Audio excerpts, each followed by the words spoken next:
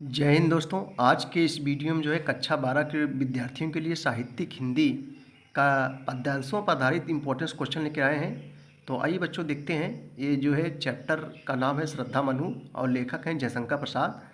इस पद्यांश में जो भी इम्पोर्टेंस क्वेश्चन है इसका हम लोग देखेंगे। तो सबसे पहले बच्चों हम लोग पद्यांश पढ़ेंगे, क्या है पद्यांश देखते हैं, तो उसके बाद इसका हम उत्तर और प्रश्न और व्याख्या देखेंगे।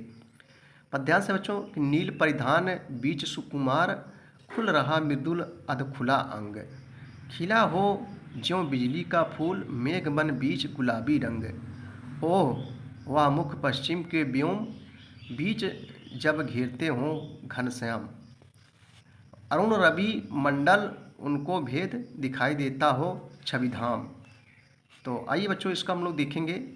पहला प्रश्न है, कह रहा है कि पाठ का शीर्षक और कवि का नाम लिखिए। पाठ का शीर्षक और कवि का नाम लिखना है। ये भी बच्चों परीक्षाओं में पूछा गया है, 2-3 साल से लगातार पूछा जा रहा है कि पाठ का शीर्षक और कवि का नाम लिखिए इस पद्यांश का। तो उत्तर हो जाएगा, देखो प्रस्तुत पाठ का शीर्षक श्रद्धा मनु और इसके रचयिता हैं, कवि का नाम है जयशंकर प्रसाद जी हैं। इसके लेखक जो है जयशंकर प्रसाद जी, यानी रचयिता जयशंकर प्रसाद जी हैं। दूसरा क्वेश्चन है कि उपयुक्त कविता में किसके रूप का वर्णन है। उपयुक्त कविता में किसके रूप का वर्णन है। तो आइए इसका उत्तर देखेंगे। जो है प्रस्तुत कविता में श्रद्धा के रूप सौंदर्य का वर्णन है। प्रस्तुत कविता में श्रद्धा के रूप सौंदर्य का वर्णन किया गया है। नंबर 3 है क्वेश्चन कि बिजली के फूल से क्या तात्पर्य है। तो बच्चों इसका उत्तर हो जाएगा बिजली के फूल का तात्पर्य, तीसरा का उत्तर हो जाएगा बिजली के फूल का तात्पर्य श्रद्धा का आकर्षक गौरवर्ण युक्त सुंदर शरीर है। चौथा है कि उपयुक्त में कौन सा अलंकार है। तो बच्चों प्रस्तुत काव्यांश में उत्प्रेक्षा, रूपक एवं विरोधाभास अलंकार है, तीनों अलंकार है। अगला क्वेश्चन है, पांचवा है कि रेखांकित अंश की जो है व्याख्या कीजिए। तो आइए बच्चों व्याख्या देखते हैं इसकी।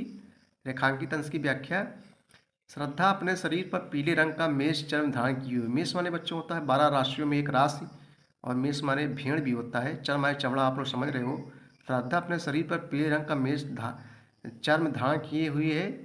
उसकी वेशभूषा में से कहीं कहीं उसके कोमल और सुकुमार अंग दिखाई दे रहे हैं। उन्हें देखकर ऐसा प्रतीत हो रहा था मानो नीले बादलों के वन में गुलाबी रंग का सुंदर बिजली का फूल जो है खिला हो।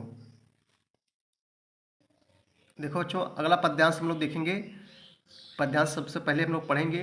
दुख की पिछली रजनी बीच, विकसता सुख का नवल प्रभात, एक पर्दा या छीना नील छिपाए है जिसमें सुख गात, जिसे तुम समझे हो अभिशाप जगत की ज्वालाओं का मूल, ईश का वह रहस्य वरदान कभी मत इसको जाओ भूल। देखो कई वर्षों से परीक्षाओं पूछा जा रहा है।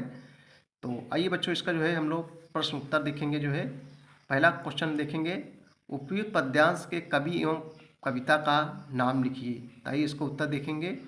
तो पहले उत्तर हो जाएगा बच्चों, प्रस्तुत पद्यांश के कवि जयशंकर प्रसाद एवं इस कविता का नाम जो है श्रद्धा मनु है। दूसरा क्वेश्चन है, श्रद्धा किसके हताश मन को प्रेरणा दे रही है। श्रद्धा किसके हताश मन को प्रेरणा दे रही है। नंबर 2 का उत्तर होगा बच्चों, श्रद्धा मनु के हताश मन को जो है प्रेरणा दे रही है। तीसरा क्वेश्चन है, इस पद्यांश में किस प्रसंग का वर्णन है। तीसरा हो जाएगा बच्चों, श्रद्धा द्वारा मनु के निराश मन को प्रेरित करने के प्रसंग का वर्णन किया गया है। चौथा क्वेश्चन है कि एक पर्दा या छीना नील इस पंक्ति में कौन सा अलंकार है। एक पर्दा या छीना नील इस पंक्ति में कौन सा अलंकार है।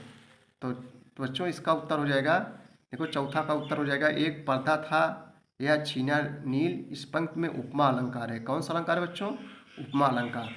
पांचवा क्वेश्चन है, देखो पांचवा क्वेश्चन है, रेखांकित पंक्ति की जो है व्याख्या कीजिए। रेखांकित पंक्ति की व्याख्या कीजिए। तो आइए हम लोग इस पंक्ति का जो है व्याख्या करते हैं। रेखांकित अंश की जो है व्याख्या, श्रद्धा मनु को समझाती हुई कहती है कि जिस प्रकार रात्रि के अंतिम पहर के समाप्त होने पर नवीन प्रभात उदित होता है, उसी प्रकार दुख के अंतिम क्षण बीतते ही सुख स्वतः समीप आ जाता है। इस प्रकार श्रद्धा ने निराश मनु में आशा का संचार किया है। अगला क्वेश्चन देखेंगे हम लोग जो है, सुख का नवल प्रभात क्यों विकसता है? तो इसका उत्तर होगा बच्चों, देखो, दुख की पिछली काली रात के बीच ही सुख का नया सवेरा विकसित होता है। दुख की पिछली काली रात के बीच ही सुख का नया सवेरा विकसित होता है। तो 7वां नंबर क्वेश्चन देखेंगे हम लोग। दुख और सुख के बीच की दूरी को कवि ने किससे व्यक्त किया है? दुख और सुख के बीच की दूरी को कवि ने किससे व्यक्त किया है? तो आइए इसका देखेंगे बच्चे, देखेंगे 7 नंबर। बीती हुई रात के झीने नीले धुंधुलके के समान बीते हुए दुख की अनुभूति सुख के बीच पर्दा बनी हुई है। वह सुखमय अरुण के प्रकट होने का ही पूर्व संकेत है। 8वां नंबर क्वेश्चन देखेंगे, नवल प्रभात किसका प्रतीक है? नवल प्रभात किसका प्रतीक है? तो ये इसका उत्तर देखेंगे बच्चों, नवल प्रभात जो है सुखमय अनुभूति का प्रतीक है। नवल प्रभात सुखमय अनुभूति का प्रतीक है। हम लोगों ने 9वां क्वेश्चन देखेंगे, कवि ने दुख की तुलना किससे की है? कवि ने जो है दुख की तुलना किससे की है? तो इसका उत्तर हो जाएगा बच्चों, देखो, कवि ने दुख की तुलना रात से की है।